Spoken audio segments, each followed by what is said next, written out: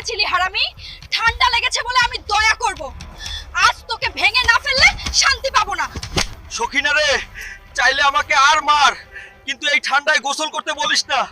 আমার জন্য একটু পারফিউম এনে দে রে। শুনে রাখ হারামি, আজ যদি তুই গোসল না করিস তাহলে আমি এখনই বাবার বাড়ি চলে যাব রে। সখিনা, তুই চলে যা রে। তবুও আমি গোসল করব না রে। বাবা যে আমাকে কি লোকের সাথে বিয়ে দিল রে, গোসলের নাম শুনলেই কাঁপে, আর সহ্য হচ্ছে না। এবার দেওয়ানির কাছে গিয়ে কিছু একটা করতেই হবে। দেওয়ানি বাবু, আমাকে একটু সাহায্য করুন। আপনার লোক দুজন আমার সাথে পাঠান। আমার হালকে জোর করে গোসল করাতে হবে, ওর গা থেকে খুব দুর্গন্ধ বের হচ্ছে। গোসল করাতে লোক লাগবে না রে, আমার কাছে একটা বুদ্ধি আছে, মন দিয়ে শোন। দেওয়ানি বাবু, আপনাকে লাখ লাখ ধন্যবাদ রে।